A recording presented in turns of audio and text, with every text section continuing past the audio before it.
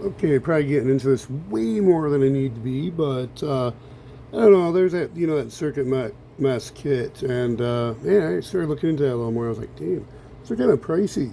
So I kind of just don't feel like soldering onto that board. And going through these boards I had and haven't really messed with. I guess this is more the recent newer find.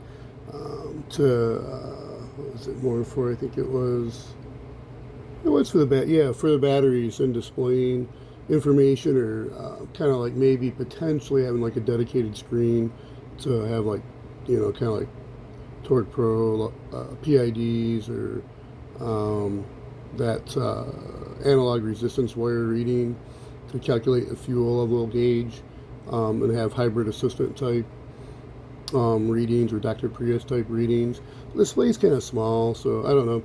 I was thinking, okay, this has got the ESP Room 32 on the back side, and it's this board. Let's see here. They're called, not going to focus, but an SD card, and basically the stuff that I see some of the other, what is it, Colin 80 and Motivate DIY have.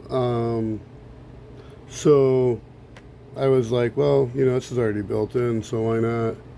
And this is what it is. It's the E32R35T, and it's one of these ST7796 drivers. So I've been playing around just trying to figure out with the touch screen, and then I kind of thought about it. I'm like, oh man, I'm going off and drawing, calibrating the touch screen, la la land. I don't even need. Like, I really don't. I just need a monitor. So I need something to monitor, make sure I'm connected. I'd rather not use Wi-Fi. And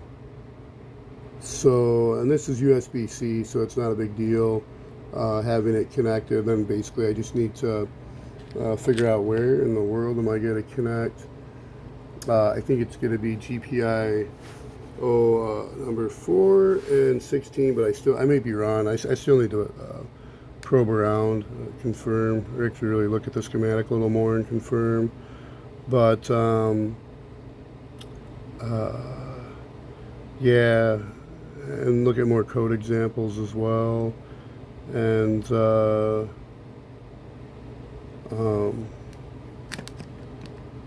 yeah, determine where I'm going to wire in the transceiver, that SN65, whatever it is, module, and maybe even, I don't know, it might be too noisy, I'm not sure. I might need to keep it a distance away, if not mounted on this or in like this box, so can really get a little more distance. It might be interesting while I'm at it to have this as a power supply and maybe have a Wi-Fi or Bluetooth version.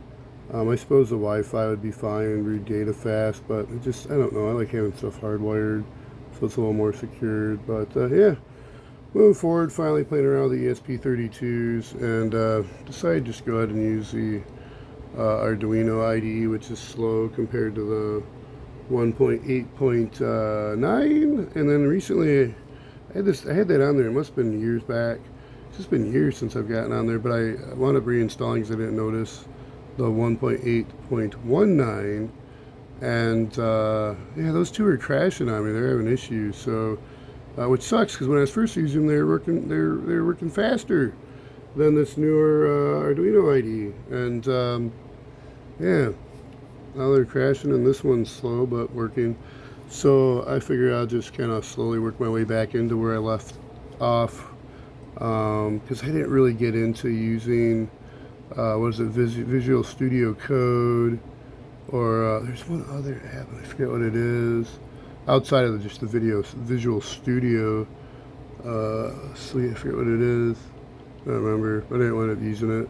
Anyways, okay. Yeah, I'm probably going to have to edit this later, and I probably won't get around to it because, man, I am getting busy. Alright, be safe, stay healthy until next time. Learn something new. Save, save, save. Bye for now.